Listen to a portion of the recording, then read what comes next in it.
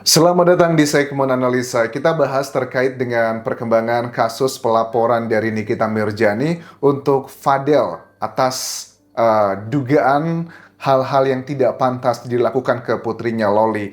Ini kayaknya masyarakat Indonesia masih begitu tinggi sekali antusiasnya dengan kasus ini. Bahkan aku lihat banyak di sosial media ada ibu-ibu lagi nongkrong, ngumpul gitu ya, ngomongin terkait dengan Loli, apalagi yang paling panas terkait dengan dugaan kayak hamil, kemudian juga menggugurkan begitu. Ini yang menjadi salah satu poin yang sedang dinantikan oleh masyarakat terkait dengan hasil visum. Karena Nikita Mirzani dengan yakin dan juga percaya diri, katanya dia sudah punya alat bukti yang kuat bahwa dua hal tadi itu adalah yang kejadian sebenarnya. Ya, terlepas di luar sana banyak masyarakat yang bilang bahwa itu kan seandainya memang betul ada peristiwa tersebut, kan suka sama suka, Anyes. Nggak bisa, teman-teman. Dalam undang-undang kita, walaupun dia suka sama suka, tapi usianya masih di bawah 18 tahun, yang akan diberikan hukuman pidananya adalah si orang yang dewasa tersebut. Ada keterangan terbaru dari AKP Nurmadewi, Humas Polres Metro Jakarta Selatan,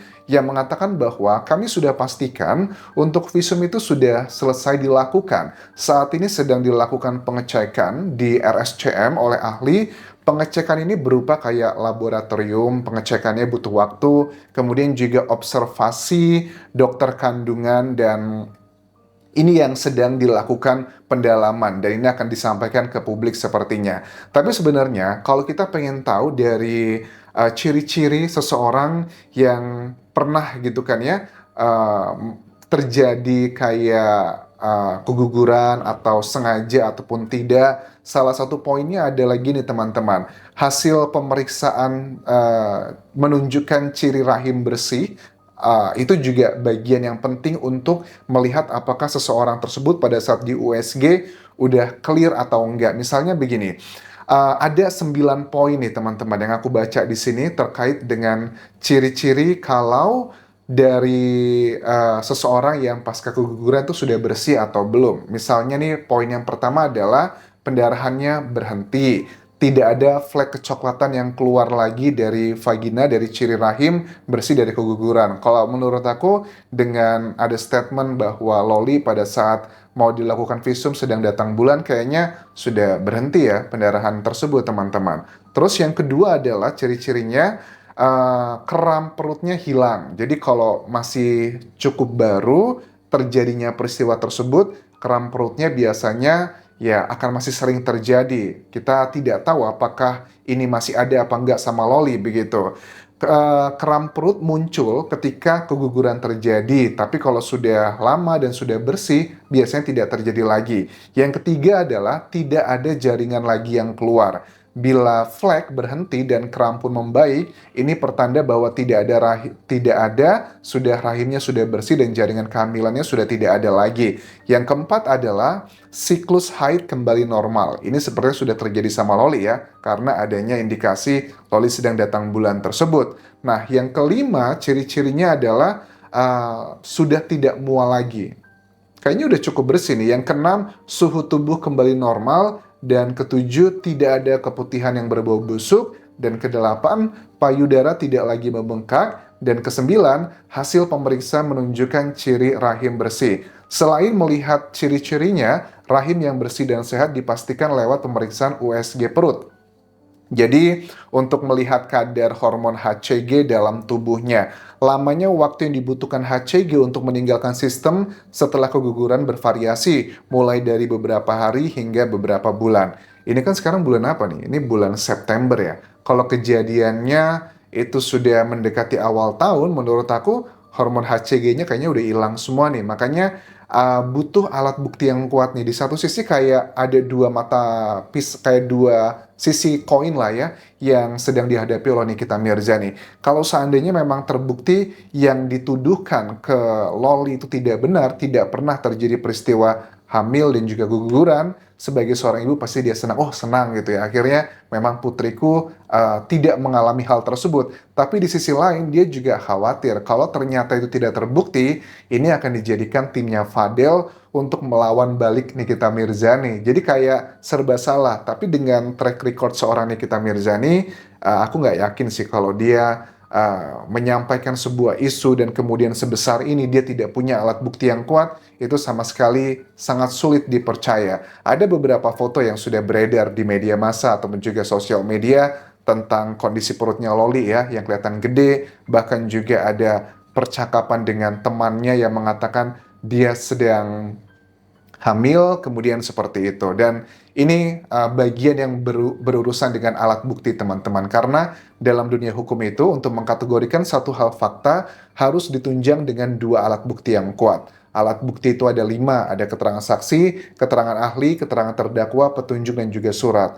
Kenapa kok dari tim visum ini kesannya kayaknya lama gitu ya mengeluarkan penjelasan apa temuannya tersebut? Karena mereka juga sedang mengecekkan kayak ada laboratorium. Laboratorium itu kan butuh waktu juga untuk mengecek, misalnya untuk mengecek hormon tertentu. Ada nggak ditemukan di bagian tertentunya Loli? Dicek lama banget, butuh waktu 20 jam, 40 jam.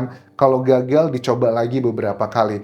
Menurut aku ini ngebuat lama. Jangan sampai nanti keterangan ahli ini dijadikan bumerang juga. Kalau seandainya mereka misalnya takutnya, dugaannya, tim dari sebelah pasti akan mengatakan bisa aja itu dibuat-buat, keterangan ahlinya dipalsukan. Ini bakal menjadi babak baru lagi karena dengan kuasa hukum dari Fadel pun juga cukup vokal sekarang. Dia mengatakan ya sudah, sekarang kita fokus ya, Rasman kan bilang. Kita fokus, kamu dengan pembuktian kamu, kita juga sama dengan pembuktian bahwa yang kamu sampaikan itu semuanya tidak benar. Rasman kan juga sudah menunjukkan hasil USG ya. Tapi hasil USG itu kan cuma menunjukkan tidak adanya janin di situ. Tapi hasil USG tersebut tidak menunjukkan terkait dengan apakah hormon HCG-nya tinggi atau tidak. Yang namanya sebuah tes laboratorium itu kan bukan berarti kalau kita sudah tes semuanya akan muncul nggak. Tergantung apa yang mau dicari gitu teman-teman. Nah, itu adalah bagian keterangan ahli dan juga surat yang dikategorikan dalam hukum ini teman-teman. Tapi terkait dengan motifnya nih, ada beberapa temannya atau tim dari Nikita Mirzani kayak siapa namanya ini Yolo Ine ya, yang merupakan temannya Nikita Mirzani, yang dia ini memberikan statement di sosial media bahwa ada orang dekat yang mencuci otaknya Loli katanya. Orang tersebut adalah orang yang pernah dekat dengan ibunya. Bahkan pada saat dia memposting mengenai isu ini ke sosial medianya di story, itu ada seseorang yang minta untuk di take down. Well, terlepas banyak orang simpati dengan keadaan Loli, tapi jujur kita juga harus fair ya. Maksud aku gini, Loli itu bukanlah gadis usia 15-16 tahun yang ada di pedesaan, yang berasal dari keluarga pas-pasan, enggak. Usia Loli yang 15-16 tahun, kemampuan dia berpikir dengan berbagai macam fasilitas dia, itu udah mungkin sama kayak orang usia 20 tahun ya. Artinya apa? Artinya, aku rasa kalau hanya menyalahkan orang lain bahwa dia dipengaruhi, nggak juga sih. Aku rasa itu memang anak zaman sekarang tuh beda sama anak zaman kita dulu ya. Kalau zaman dulu kita 16 tahun, 15 tahun, diomongin A, B, C, dan D, kayaknya kita percaya-percaya aja. Tapi dengan usia Loli yang seperti ini, dengan background dia tinggal di kota, termasuk keluarga yang berada, aku rasa kayaknya dia bukan tipikal orang yang gampang dipengaruhi, teman-teman. Jadi ya kesannya kayaknya ingin menyalahkan sebagian orang lain. Menurut aku sih nggak fair juga dengan usia dan track record yang dilakukan Loli melalui pengakuan teman-temannya dari Nikita Mirzani. I don't think so Loli gampang terpengaruhi. Tapi terlepas apapun itu, yang harus kita pahami bahwa kasus ini bukan lagi terkait dengan kayak kenakalan remaja atau cinta remaja atau bahkan cerita Romeo and Juliet, tapi ini sudah termasuk unsur pidana karena Loli masih di bawah umur. Dan dengan keterangannya Rasman yang bilang bahwa ya sudah dinikahkan saja gitu kan ya, terus dikasih USG hasilnya, itu mengindikasikan kalau menurut kuasa hukumnya Nikita Mirzani memang telah terjadi hal seperti itu. Kayak di kampung-kampung lah, kalau ada peristiwa yang kurang lebih mirip seperti ini, udah nikahin aja biar beres, biar aman. Padahal itu bukanlah jawaban sama sekali. Dan untuk Fadel pun, dia sepertinya pun juga sekarang, kalau di sosial media, Fadel kelihatannya tenang, kalem. Tapi kok di kasus-kasus yang terjadi sama dia kok bercerita sebaliknya. Kayak kasus yang dikatakan Nikita Mirzani bahwa katanya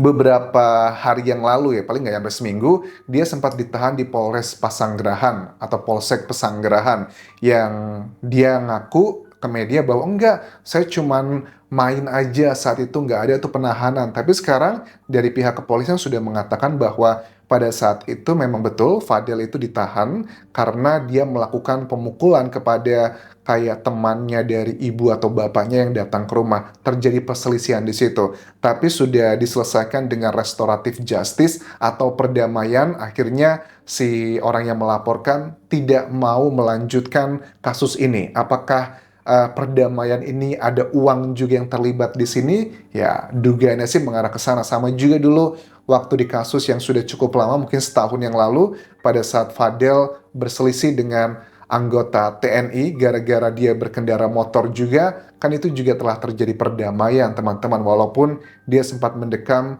kayaknya mungkin sekitar 10 hari ya di penjara juga. Dan dari catatan ini, Fadel berarti sudah 2 kali nih masuk penjara hanya gara-gara tidak bisa mengontrol emosi karena dia kesannya adalah temperamental.